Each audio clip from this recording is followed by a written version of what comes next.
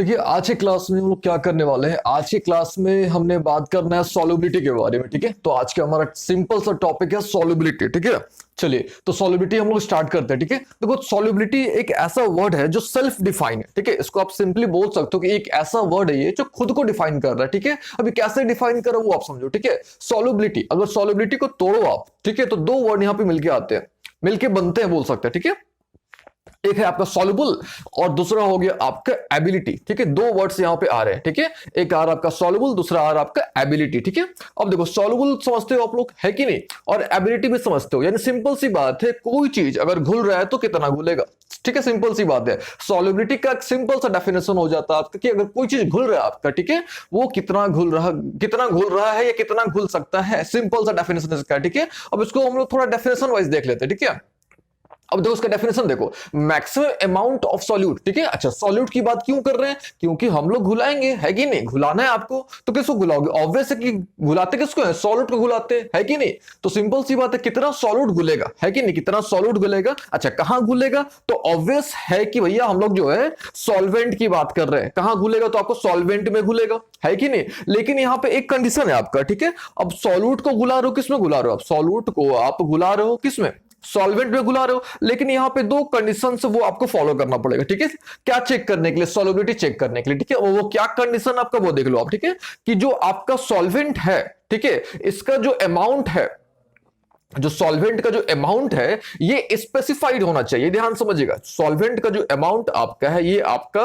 Specified, ये specified का मतलब फिक्स आपको होना चाहिए कि भाई 1 लीटर की अब बात 1 लीटर में घुला रहे हो आप, 100 ग्राम में घुला रहे हो, तो ये जो स्पेसिफाइड होना चाहिए। यानी सिंपल तरीके से आप बोल सकते हो कि the amount of solute, sorry amount of solvent must be specified. ठीक है, स्पेसिफाइड होना चाहिए, मतलब मेंशन होना चाहिए भैया, पता होना चाहिए आपको कि आप कितना घुला रहे हो, 100 ग्राम में घुला रहे हो, 1 लीटर में घुला रहे हो, आप 100 मिलीमीटर में घुला रहे हो, ये आपको पता होना चाहिए। ठीक है, अच्छा एक जो सबसे इंपॉर्टेंट है कि सॉरी जो टेम्परेचर है, ठीक है, जो टेम्परेचर है आपका वो कांस्टेंट होना चाहिए, यानी कांस्टेंट ही होना चाहिए, यानी जो टेम्परेचर आपका है वो आपका कांस्टेंट होना चाहिए। ठीक है, अब सोचने वाली बात ये है कि टेम्परेचर जो है वो क्यों कांस्टेंट होना चाहिए। ठीक है, क्योंकि हम लोग जानते हैं कि टेम्परेचर जो है टेम्परेचर घटाने या बढ़ाने से सॉल्युबिलिटी घट या बढ़ सकता है। यानी सिंपल तरीके से अगर बोला जाए कि सॉल्युबिलिटी जो है प्रभावित हो सकता है, किससे प्रभावित हो सकता है, मतलब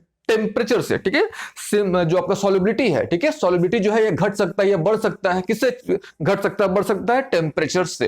ठीक है, टेम्परेचर घटाने या बढ़ाने से जो है आपका सॉल्युबिलिटी जो है में चेंज आ सकता है, आप ऐसे बोल सकते हो। ठीक है, तो टेम्परेचर पर डिपेंड करता है। ठीक है, सॉल्युबिलिटी क्या करता है, टेम्परेचर पर डिपेंड करता है, इसीलिए आपका दो चीज यहां पे कांस्टेंट होना जरूरी है। आप यहां पे मान सकते हो कि जो सॉल्वेंट है वो भी कांस्टेंट होना चाहिए और जो आपका टेम्परेचर है वो भी कांस्टेंट होना चाहिए। अगर ये दोनों टर्म कांस्टेंट है तो आपको देखना है कितना सॉल्यूट घुल रहा है इसमें, है कि नहीं, सॉल्वेंट में कितना सॉल्यूट घुल रहा है, जितना घुल पाएगा, जितना घुल सकता है, वही उसकी क्या हो जाती है, सॉल्युबिलिटी। ठीक है, सिंपल सी डेफिनेशन हो गई। ठीक है, एक बार डेफिनेशन को फिर से पढ़ लेते हैं। ठीक है, देखो मैक्सिमम अमाउंट ऑफ सॉल्यूट, ठीक है, maximum amount of solute that can be dissolve, ठीक है, that can be dissolve in a specified amount of solvent. जो आपका सॉल्वेंट है वो स्पेसिफाइड होना चाहिए। ध्यान से समझिएगा, जो सॉल्वेंट आपका है वो आपका स्पेसिफाइड होना चाहिए, ये कंपल्सरी आपका स्पेसिफाइड होना चाहिए। ठीक है, अच्छा आपका जो टेम्परेचर है ये भी स्पेसिफाइड होना चाहिए। आप इसको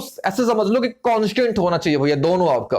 ठीक है, सॉल्वेंट भी आपका कांस्टेंट होना चाहिए और जो आपका टेम्परेचर है वो भी आपका कांस्टेंट होना चाहिए। अगर ये दोनों कांस्टेंट है तब देखो कितना सॉल्यूट घुल पा रहा है कि नहीं, तो जितना सॉल्यूट घुल सकता है कि नहीं, जितना सॉल्यूट यानी मैक्सिमम अमाउंट की हम लोग बात कर रहे हैं, वही उसकी क्या हो जाती है, सॉल्युबिलिटी। ठीक है, चलिए ये हमने क्लियर कर लिया, सॉल्युबिलिटी की हमने बात क्लियर कर ली कि भाई सॉल्युबिलिटी का लॉजिक क्या होता है, कितना घुल सकता है। एक सिंपल सा डेफिनेशन निकल के आ गया, कितना घुल सकता है। ठीक है, डेफिनेशन क्लियर कर लिया। ठीक है, अब देखते हैं ध्यान से, अब दो बातों पर ध्यान देना है। ठीक है, सबसे पहली बात हमने किसकी बात करना, हमने सॉल्यूट की बात करना है कि नहीं, और हमने बात करना सॉल्वेंट की।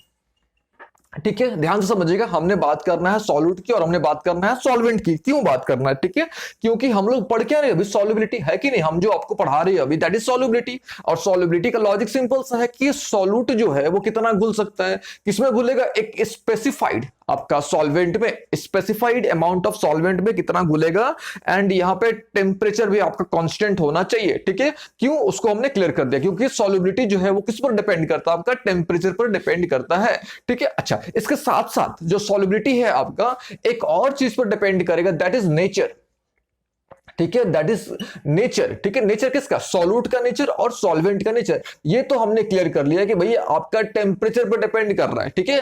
टेम्परेचर घटाने या बढ़ाने से जो सॉल्युबिलिटी है उसमें भी कुछ ना कुछ चेंजेस आ सकते हैं, ठीक है। ये तो हमने क्लियर कर लिया। अब हमने देखना है क्या कि नेचर पर क्या डिपेंड करता है कि नहीं करता, तो ऑब्वियस है कि आपका नेचर पर क्या करेगा, डिपेंड करेगा, ठीक है। अब थोड़ा हम लोग इसको अच्छे तरीके से समझने की कोशिश करते हैं, ठीक है। अब देखो ध्यान से, जो सॉल्यूट आपका है, ठीक है, जो सॉल्यूट है इसका जो फिजिकल स्टेट है, ये कुछ भी हो सकता है, आपका सॉलिड भी हो सकता है, ये लिक्विड भी हो सकता है, और क्या हो सकता है, गैस भी हो सकता है कि नहीं। जो सॉल्यूट है इसका जो फिजिकल स्टेट है कि नहीं, कुछ भी हो सकता है, सॉलिड भी हो सकता है, लिक्विड भी हो सकता है, या क्या हो सकता है, गैस भी हो सकता है, ठीक है। सिमिलरली आपका जो सॉल्वेंट है इसका जो फिजिकल स्टेट है कुछ भी हो सकता है कि नहीं।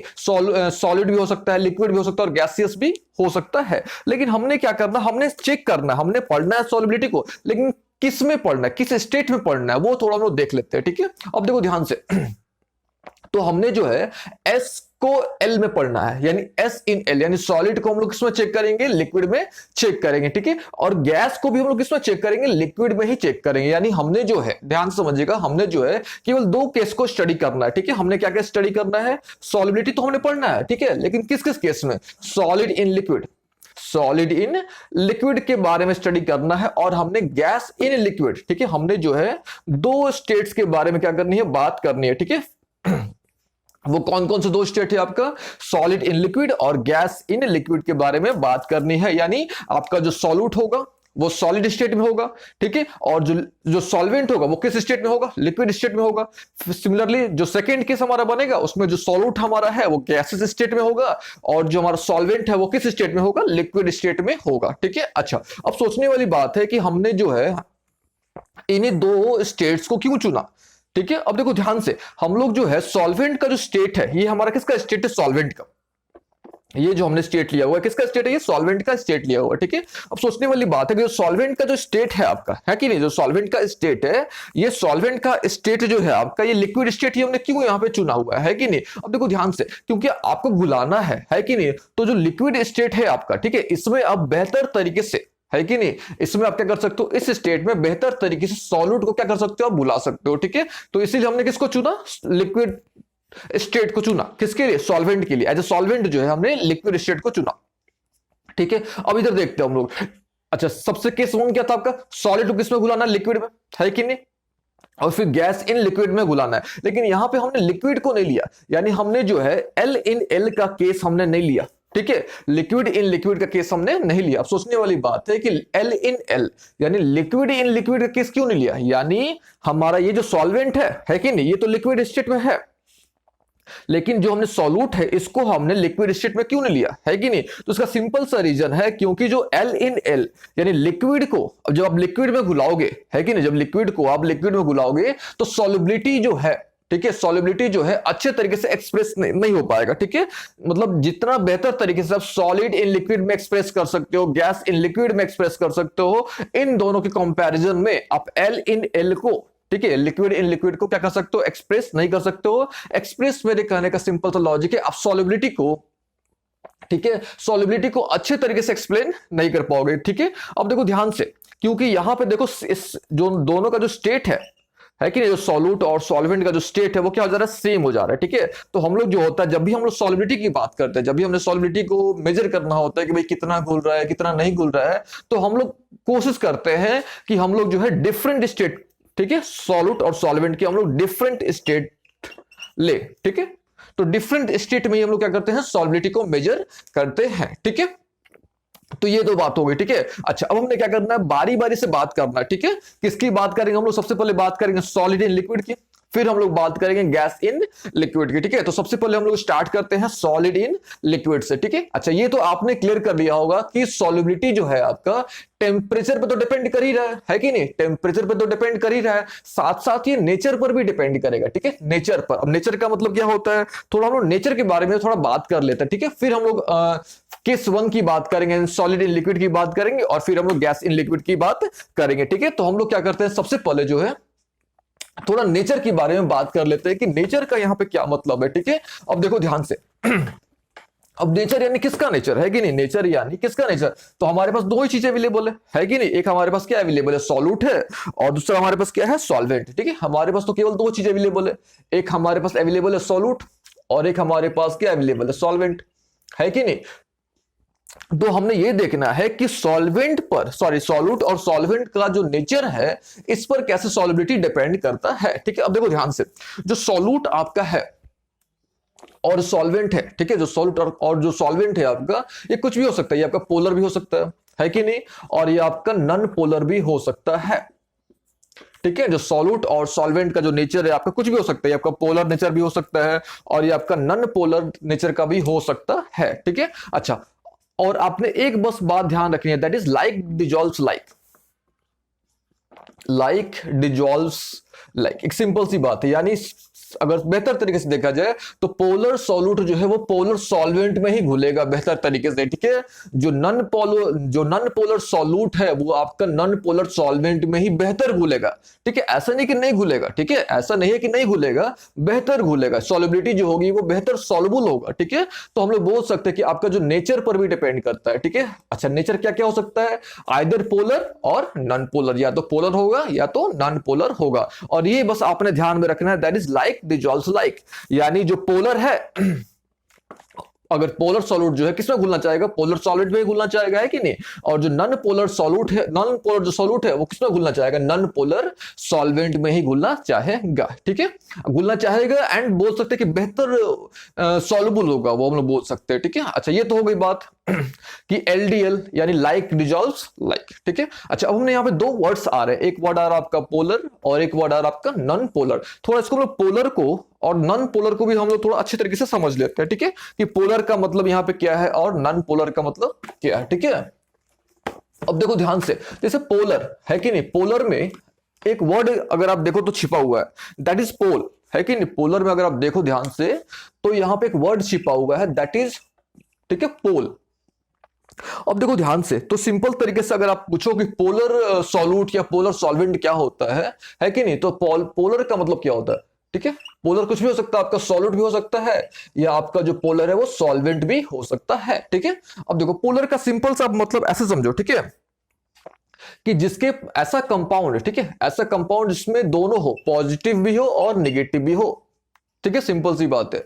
मतलब इसको आप ऐसे बोलो, जिसका एक डाइपोल हो, ठीक है, जिसका क्या हो, डाइपोल हो, ठीक है, जिसका क्या चीज हो, डाइपोल हो। अब डाइपोल का मतलब यहां पे क्या हुआ कि जिसका पॉजिटिव चार्ज और नेगेटिव चार्ज भी हो और दोनों के बीच में कुछ ना कुछ क्या हो, डिस्टेंस हो, ठीक है। सिंपल तरीके से हम लोग बोल सकते हैं कि जिसके पोल्स हो, ठीक है, जिसके क्या हो, पोल्स हो, मतलब पॉजिटिव हो भी हो, पॉजिटिव भी हो और नेगेटिव भी हो, और दोनों जो हो एक डिस्टेंस पर, एक सर्टेन डिस्टेंस से क्या हो, सेपरेटेड हो, ठीक है। तो उसको हम बोल सकते हैं वो जो आपका पोलर कंपाउंड है, ठीक है, वो क्या आपका पोलर कंपाउंड है। इसको और बेहतर तरीके से समझा जाए हम लोग, ठीक है, तो जितने भी आपके आयनिक कंपाउंड्स होते हैं, ठीक है, जितने भी कौन से कंपाउंड्स होते हैं आपके आयनिक कंपाउंड्स होते हैं, ठीक है। अच्छा, आयनिक कंपाउंड्स आपने पढ़ा होगा, है कि नहीं। आयनिक कंपाउंड्स का मतलब क्या होता है कि वैसे कंपाउंड जो ट्रांसफर ऑफ इलेक्ट्रॉन से बनते हैं, है कि नहीं, जो ट्रांसफर ऑफ इलेक्ट्रॉन से बनते हैं, लाइक क्या हो गया आपका NaCl देख लो आप, है कि नहीं, NaCl हो गया आपका।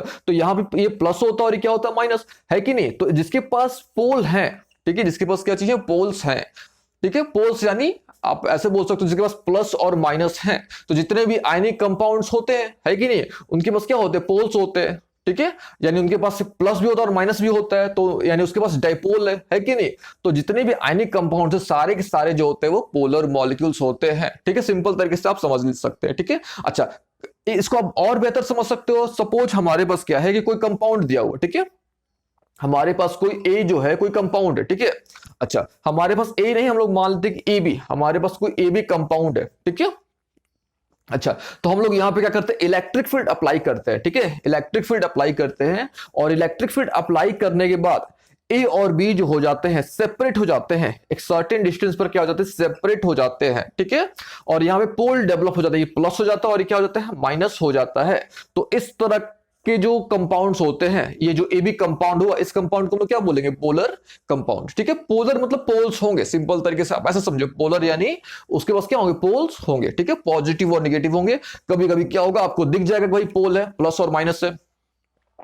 और कभी कभी आपको चेक करना होता है, तो अब क्या करना होता है, नॉर्मली इलेक्ट्रिक फील्ड अप्लाई करो आप। इलेक्ट्रिक फील्ड अप्लाई करके अगर पोल डेवलप हो जा रहा है, पोल यानी डाइपोल अगर डेवलप हो जा रहा है, तो समझ लो कि वो कौन सा मॉलिक्यूल है आपका, वो पोलर मॉलिक्यूल है, ठीक है। अच्छा, पोलर सॉलिड किस में घुलना चाहेगा, पोलर सॉल्वेंट में ही घुलना चाहेगा, और उसकी जो सॉल्युबिलिटी होगी वो बेहतर होगी, ठीक है, उसकी जो सॉल्युबिलिटी होगी वो बेहतर होगी। ये ठीक है, यहां तक उम्मीद है क्लियर हो गया होगा। अच्छा, अब इसका जस्ट अपोजिट, इसके जस्ट अपोजिट अगर आप देख लो तो वो नॉन पोलर है कि नहीं, तो सिंपल सी बात है। अब इसका जस्ट अपोजिट अगर आप देखो, तो अब इसका अपोजिट क्या हो सकता है, नॉन पोलर है कि नहीं। जब पोलर हो गया तो पोलर में पोल्स होंगे, तो ऑब्वियस है कि नॉन पोलर्स में क्या होंगे, पोल्स नहीं होंगे, है कि नहीं। तो आप इसको ऐसे बोल सकते हो कि हमारे पास सपोज एक कंपाउंड है ए बी, एक आपके पास क्या हो गया, कंपाउंड हो गया, इसको जो बोलो मॉलिक्यूल बोलो, कंपाउंड बोलो, है कि नहीं।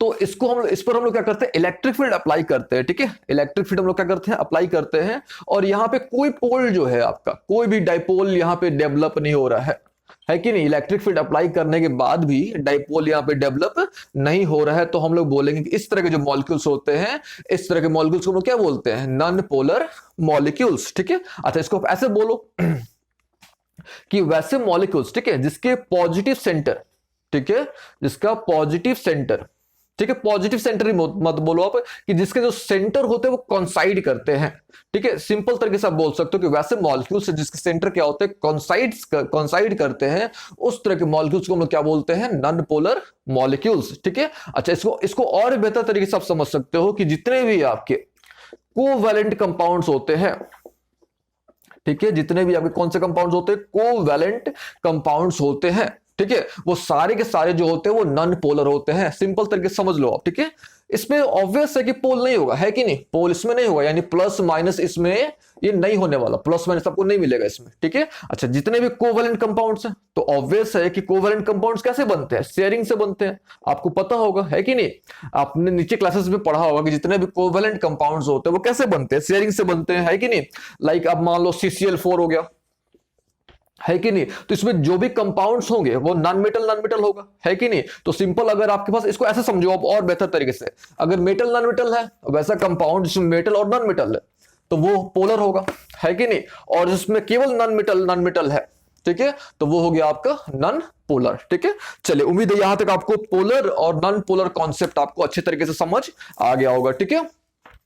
और ये आपने ध्यान में रखना है कि LDL यानी लाइक डिजॉल्व्स लाइक, ठीक है। इसको हम लोग और बेहतर समझेंगे थोड़ी देर में, ठीक है। अब देखो ध्यान से, हमने क्या करना है, आगे स्टडी करना है, ठीक है। आगे स्टडी करने से पहले हमने दो बातों को, यानी दो टॉपिक्स को हमने स्टडी करना है। सबसे पहले डाइसोल्यूशन के बारे में और हमने क्रिस्टलाइजेशन के बारे में, ठीक है। आगे मूव करने से पहले हमने जो है दो वर्ड्स के बारे में, एक डाइसोल्यूशन वर्ड है और दूसरा आपका है क्रिस्टलाइजेशन, इनके बारे में हमने अच्छे तरीके से नॉलेज लेना है, ठीक है। अब थोड़ा हम लोग क्या करते हैं, डाइसोल्यूशन की बात कर लेते हैं, ठीक है। हम लोग क्या कर लेते हैं, सबसे पहले जो है हम लोग डाई सॉल्यूशन की बात कर लेते हैं, ठीक है। क्योंकि जब हम लोग सॉल्युबिलिटी की बात करेंगे तो हर बार आपको ये वर्ड मिलेगा, डाई सॉल्यूशन जो है हर बार ये आपको वर्ड मिलने वाला है, ठीक है। तो देखो सिंपल सी बात है, हमारे पास क्या हो जा हम लोग क्या कर लेते हैं, एक हमारे पास जो है एक कंटेनर है सपोज, और इस कंटेनर में ऑलरेडी सॉल्वेंट है, ठीक है, ऑलरेडी क्या है, सॉल्वेंट है। अब वो कुछ भी हो सकता है, आपका पोलर सॉल्वेंट है, नॉन पोलर सॉल्वेंट है, कुछ भी, ठीक है, कुछ भी सॉल्वेंट है, ठीक है। पोलर उसका जो नेचर है वो कुछ भी हो सकता है, लेकिन इसका जो फिजिकल स्टेट है वो फिक्स है, कि वो इसका जो फिजिकल स्टेट है वो लिक्विड है, ठीक है। इसका जो फिजिकल स्टेट है वो क्या है, लिक्विड है। अच्छा, नॉर्मली क्या होता है, एज ए सॉल्वेंट हम लोग जो है वाटर को चूज करते हैं, समझिएगा ध्यान से, हर एक बात को समझिएगा। नॉर्मली हम लोग क्या करते हैं, जो सॉल्वेंट होता है, ठीक है, सॉल्वेंट हम लोग इसको चूज करते हैं, वाटर को चूज करते हैं, ठीक है। क्यों वाटर को चूज करते हैं, ठीक है, क्योंकि वाटर जो होता है एक यूनिवर्सल सॉल्वेंट होता है, ठीक है।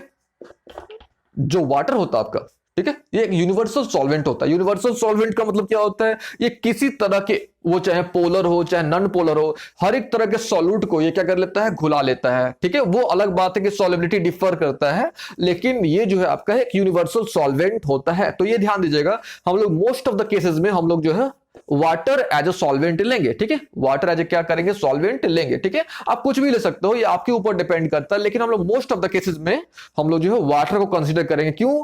क्योंकि हम लोग जो है जानते हैं कि जो वाटर होता है आपका एक यूनिवर्सल सॉल्वेंट होता है। आप बेंजीन ले सकते हो, है कि नहीं, आप CCl4 ले लो, बेंजीन ले लो, आप कार्बन डाइसल्फाइड ले लो, आप ले सकते हो कुछ भी, आप नॉन पोलर पोलर कुछ भी ले सकते हो, लेकिन हम लोग जो है वाटर को चूज कर रहे हैं यहाँ पे। ठीक है, अच्छा ये तो क्लियर हो गया। सॉल्वेंट लिक्विड, जो उसका फिजिकल स्टेट है वो तो लिक्विड होगा, है कि नहीं, लेकिन उसका जो नेचर है वो कुछ भी हो सकता है, पोलर और नॉन पोलर। हम लोग यहां पे क्या चूज किया है, वाटर। ठीक है, तो ये हो गया हमारा सॉल्वेंट। ठीक है, अब देखो ध्यान से, हम लोग क्या ऐड करेंगे इसमें, सॉल्यूट ऐड करेंगे। सपोज हमारे पास क्या हो गई, सॉल्वेंट हो गया, किस स्टेट में है, लिक्विड स्टेट में। तो यहां पे हम लोग लिख देते हैं ब्रैकेट में L, ताकि पता चल जाएगा कि भाई लिक्विड स्टेट में है। हम लोग इसमें क्या कर रहे हैं, कुछ सॉलिड सॉल्यूट ऐड कर रहे हैं हम लोग। ठीक है, इसमें हम लोग क्या कर रहे हैं, कुछ सॉलिड सॉल्यूट जो है इसमें ऐड कर रहे हैं। ठीक है, यानी यहां पे मेंशन हमने क्लियर कर दिया कि भाई जो हम लोग जो है यहाँ पे सॉल्यूट ऐड कर रहे हैं, लेकिन उसका जो फिजिकल स्टेट है वो सॉलिड स्टेट में है। ठीक है, अच्छा अब देखो ध्यान से, डाइसोल्यूशन का मतलब क्या होता है उसको समझ लेते हैं हम लोग। ठीक है, हमने वहां पे एक डेफिनेशन लिखा हुआ है, डेफिनेशन को थोड़ा पढ़ते हैं एक बार। ठीक है, अब देखो ये डेफिनेशन क्या है कि when a solid solute is added, when a solid solute is added continuously to a liquid solvent, then the solute keep on dissolving and the concentration of solution goes on increasing, keep on increasing। ठीक है, यानी simple सी बात है। अब देखो यहाँ पे यहां जो है आपका सॉलिड सॉल्यूट, कुछ भी सॉल्यूट, यहां पे सॉलिड भी हो सकता है, लिक्विड भी हो सकता है और गैसेस भी हो सकता है। ठीक है, तो अगर सिंपल तरीके से आप समझो कि अगर आप सॉल्यूट को ऐड कर रहे हो, अगर किसी भी सॉल्यूट को, कुछ भी उसका फिजिकल स्टेट हो, अगर सॉल्वेंट में ऐड कर रहे हो, सॉल्यूट को क्या कर रहे हो, सॉल्वेंट में ऐड कर रहे हो, तो ऑब्वियस है कि जो कंसंट्रेशन है आपका, ठीक है, जो सॉल्यूशन का जो कंसंट्रेशन है वो इंक्रीज करेगा। ठीक है, सिंपल सी बात है। अगर आप कुछ भी सॉल्यूट जो है वो किसी स्टेट में हो, solid state, liquid state, gas state, कुछ भी किसी भी स्टेट में हो, अगर आप सॉल्वेंट में क्या करोगे, ऐड करोगे, तो आपका जो कंसंट्रेशन है, किसे कंसंट्रेशन है, जो सॉल्यूशन का जो कंसंट्रेशन है वो इंक्रीज करेगा। फिक्स है कि क्या करेगा, इंक्रीज करेगा। सोचने वाली बात भी है कि नहीं, कुछ भी ऐड करोगे तो कंसंट्रेशन तो उससे इंक्रीज करेगा ही करेगा, है कि नहीं। तो ये जो प्रोसेस होता है, ये जो फेनोमेना होता है, इसी को हमने नाम दिया हुआ है डाइसोल्यूशन, है कि नहीं। इसको हमने क्या नाम दिया हुआ है, डाई सॉल्यूशन। अच्छा ये जो वर्ड हमने, ये जो सिंबल ड्रॉ किया हुआ है, ये सिंबल होता है कंसंट्रेशन का। ठीक है, ये जो सिंबल होता है, इस सिंबल को हम लोग क्या बोलते हैं, कंसंट्रेशन। इस कंसंट्रेशन को रिप्रेजेंट करता है। तो इसलिए यहां पे हमने लिख दिया है कि the concentration of solution keeps on increasing. जो कंसंट्रेशन ऑफ सॉल्यूशन आपका वो इंक्रीज करेगा। कब इंक्रीज करेगा, जब आप कंटिन्यूसली क्या ऐड करोगे, सॉल्यूट लगातार आप ऐड करते जाओगे तो ऑब्वियस है कि इंक्रीज करेगा, है कि नहीं। तो ये जो हो गया हमारा डाई सॉल्यूशन। अच्छा अब ध्यान से समझना, अगर हम लोग क्या कर रहे हैं, अगर हम लोग स्पेशली एक केस ले रहे हैं, ठीक है, उस केस में क्या हमारा कि सॉलिड सॉल्यूट है। देखिए अभी हमने आपको क्या बताया कि सॉल्यूट कुछ भी हो सकता है, सॉलिड, लिक्विड, गैस, कुछ भी हो सकता है कि नहीं। लेकिन अगर हमारा जो सॉल्यूट है, अगर वो सॉलिड स्टेट में है, तब क्या होगा वो समझते हैं। ठीक है, तो आप देखो ध्यान से, सॉलिड सॉल्यूट तो ऐड कर रहे हो आप, है कि नहीं। यहां जो सॉलिड सॉल्यूट है वो किस में ऐड कर रहे हो आप, सॉल्वेंट में ऐड कर रहे हो। सॉल्वेंट आपका किस स्टेट में है, लिक्विड स्टेट में है। ठीक है, अच्छा ये तो फिक्स है कि आपका कंसंट्रेशन इंक्रीज करेगा। किसका कंसंट्रेशन इंक्रीज करेगा, सॉल्यूशन का कंसंट्रेशन इंक्रीज करेगा। यानी डाइसोल्यूशन तो हो रहा है साथ में, है कि नहीं। डाइसोल्यूशन जो हो रहा है वो तो हो रहा है। डाइसोल्यूशन मतलब कंसंट्रेशन जो है आपका, किससे कंसंट्रेशन, जो सॉल्यूशन का जो कंसंट्रेशन है वो तो इंक्रीज कर रहा है कि नहीं। लेकिन साथ साथ एक और प्रोसेस हो रहा है। ठीक है, एक और प्रोसेस हो रहा है। वो प्रोसेस कब होगा, जब हम लोग, जो सॉल्यूट अगर है आपका वो किस स्टेट में है, सॉलिड स्टेट में है, तो देखो होगा क्या, ऐड करेंगे इसमें, तो ऐड कर रहे, कंसंट्रेशन बढ़ते जा रहा है कि नहीं। किसका कंसंट्रेशन बढ़ रहा है, सॉल्यूशन का, तो कंसंट्रेशन बढ़ रहा है आपका। एक प्रोसेस तो हो रहा है साथ साथ। लेकिन क्या हो रहा है, जो सॉल्यूट, जो सॉल्यूट पार्टिकल जो है, जो हम लोग कंटिन्यूसली डालते जा रहे हैं, वो इससे स्ट्राइक करके, ठीक है, मतलब सॉल्यूट पार्टिकल जो है वो क्या हो रहा है, स्ट्राइक कर करके वो बाहर की तरफ निकलते जा रहे हैं, मतलब ऊपर की तरफ भी निकलते जा रहे हैं। समझ आ रही बात ना। जो सॉलिड पार्टिकल जो है स्ट्राइक कर रहे हैं आपस में, क्योंकि लगातार हम लोग डाल रहे हैं, है कि ना। खुद सोचो आप यहाँ पे, अगर आप कुछ भी कंटेनर ले लो, आप कुछ भी उसमें कुछ भी सॉल्वेंट ले लो, आप लगातार अगर उसमें आप कुछ लगातार डालते जाओगे सॉलिड पार्टिकल, तो ऑब्वियस है कि सॉलिड पार्टिकल जो है वो आपस में क्या हो जाएंगे, टकराएंगे, है कि नहीं। ये आपस में क्या करेंगे, टकराएंगे, और टकरा के कुछ क्या होंगे, बाहर की तरफ भी निकलते जाएंगे, सॉल्यूशन से बाहर वो निकलते जाएंगे, ठीक है। तो ये जो प्रोसेस होता है, इस प्रोसेस को हम लोग बोलते हैं क्रिस्टलाइजेशन, ठीक है। इस प्रोसेस को हम लोग क्या बोलते हैं, क्रिस्टलाइजेशन। अब समझिए ध्यान से, ठीक है। क्रिस्टलाइजेशन हमने नाम क्यों दिया, क्रिस्टल समझते हैं आप लोग, क्रिस्टल है कि नहीं, क्रिस्टल। तो बिकॉज ऑफ क्रिस्टल फॉर्म पे आ रहा है आपका, सॉलिड फॉर्म पे आपको रिजल्ट मिल रहा है, इसीलिए इसका हमने नाम क्या दिया, क्रिस्टलाइजेशन, ठीक है। अब इसका हम लोग थोड़ा डेफिनेशन देख लेते हैं, ठीक है।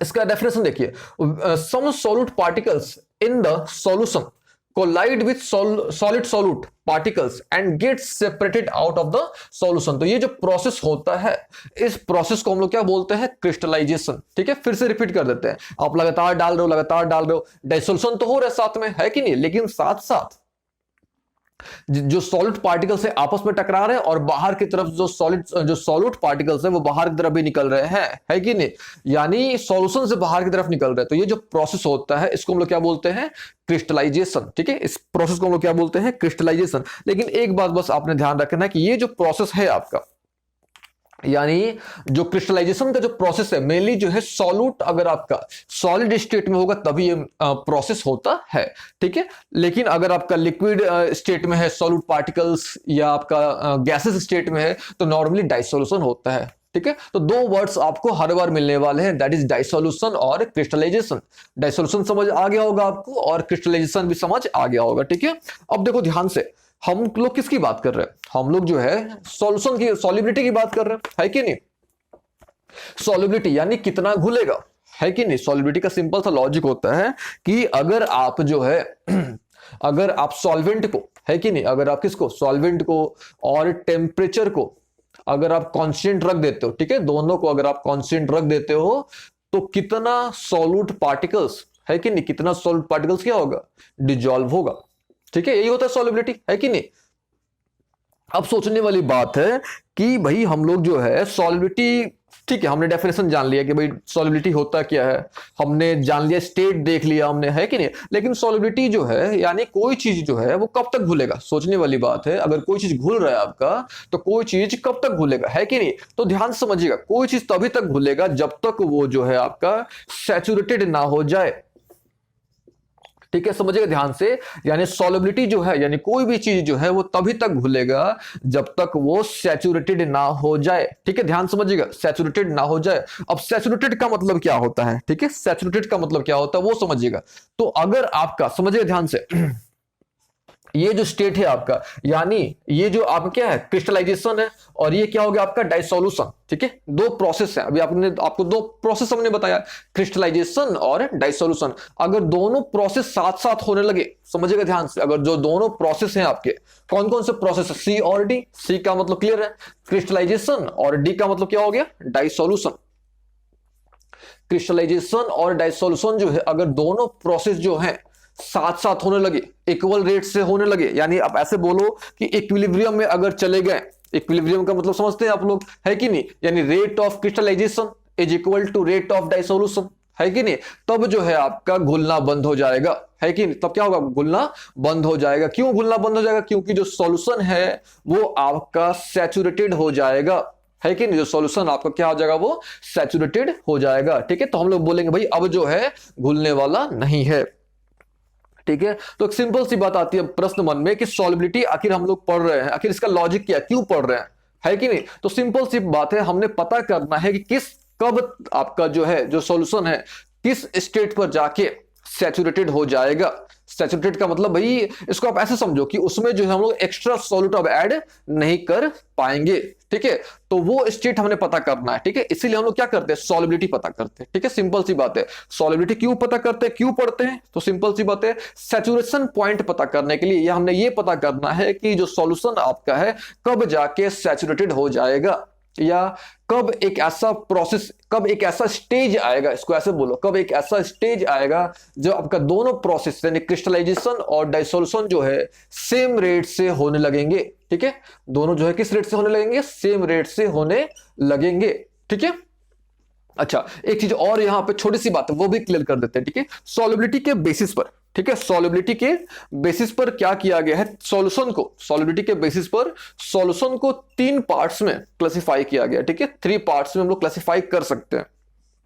ठीक है, ये तो आपने समझ लिया कि भाई सैचुरेटेड है कि नहीं। जो सबसे पहला सॉल्यूशन हो गया वो क्या होगा आपका, सैचुरेटेड सॉल्यूशन। ठीक है, सिंपल सी बात है, जिसमें एक ऐसा सॉल्यूशन जिसमें आप जो है no more solutes can be added, उसमें आप एक्स्ट्रा सॉल्यूट जो है ऐड नहीं कर सकते। क्यों, क्योंकि सी और डी जो है आपका वो इक्विलिब्रियम में चला गया है, यानी रेट ऑफ सी जो है is equal to rate of D, यानी rate of crystallization is equal to rate of dissolution. ठीक है, तो आप एक्स्ट्रा सॉल्यूट ऐड नहीं कर सकते, तो उसको बोलते हैं सैचुरेटेड सॉल्यूशन, है कि नहीं। अच्छा, सेकंड होता आपका अनसैचुरेटेड, ध्यान से समझिएगा, अनसैचुरेटेड सॉल्यूशन। ठीक है, यानी अनसैचुरेटेड सॉल्यूशन का सिंपल सा लॉजिक है, जस्ट उसका रिवर्स, है कि नहीं, यानी जिसमें जो है आप एक्स्ट्रा सॉल्यूट जो है ऐड कर सकते हो, है कि नहीं, उसमें क्या कर सकते हो, एक्स्ट्रा सॉल्यूट क्या कर सकते हो, ऐड कर सकते हो, इसमें नहीं कर सकते, इसमें कर सकते हो, है कि नहीं। तो सॉल्युबिलिटी का टारगेट क्या होता है, सिंपल सी भाई, कि अनसैचुरेटेड को क्या बनाना है, सैचुरेटेड, है कि नहीं। कोई भी आपके पास जो भी अनसैचुरेटेड सॉल्यूशन है उसको किस में कन्वर्ट करना है, सैचुरेटेड सॉल्यूशन में कन्वर्ट करना है कि नहीं। इसीलिए हम लोग क्या करते हैं, सॉल्युबिलिटी पढ़ते हैं। अच्छा, अब देखो ध्यान से, थर्ड स्टेज, थर्ड डेज का जो टाइप है वो क्या हो सकता है, दैट इज सुपर सैचुरेटेड। ठीक है, थर्ड जो हो सकता है आपका, जिसका नाम है सुपर सैचुरेटेड। ठीक है, अब देखो ध्यान से, ये सैचुरेटेड ऑलरेडी हो चुका है, एक ऐसा सॉल्यूशन जो ऑलरेडी क्या हो चुका है, सैचुरेटेड हो चुका है। ठीक है, लेकिन सैचुरेशन पॉइंट से, सैचुरेशन पॉइंट से मतलब इसको आप ऐसे समझो कि सैचुरेटेड होने के अलावा भी उसमें सॉल्यूट की मात्रा अवेलेबल है, सैचुरेट हो चुका है लेकिन उसके अलावा भी जो है उसमें क्या है, सॉल्यूट की मात्रा अवेलेबल है। तो उस तरह का जो सॉल्यूशन होता है, उस तरह के सॉल्यूशंस को हम लोग क्या बोलते हैं, सुपर सैचुरेटेड सॉल्यूशन। ठीक है, खैर हमको इससे कोई मतलब नहीं, हमारा टारगेट सिंपल सा है कि हमने जो है किसी भी अनसैचुरेटेड सॉल्यूशन को सैचुरेटेड सॉल्यूशन में कैसे कन्वर्ट करें, कितना सॉल्यूट ऐड करें कि जो अनसैचुरेटेड सॉल्यूशन है आपका वो किस में कन्वर्ट हो जाए, सैचुरेटेड सॉल्यूशन में कन्वर्ट हो जाए। ठीक है, इसलिए हम लोग क्या करते हैं, सॉल्युबिलिटी पढ़ते हैं। ठीक है, और इसके दो केस हमने स्टडी करने हैं, that is solid in liquid और that is gas in liquid. ठीक है, तो हम लोग क्या करेंगे, सबसे पहले सॉलिड इन लिक्विड की बात करेंगे, फिर हम लोग लिक्विड इन गैस की बात करेंगे। तो सॉलिड इन लिक्विड के बारे में तो हमने बेसिक समझ लिया है कि नहीं। अब हम लोग क्या करेंगे, अगले क्लास में बात करेंगे कि नेचर पर कैसे डिपेंड करता है। ठीक है, तो मिलते हैं अगले क्लास में। ठीक है।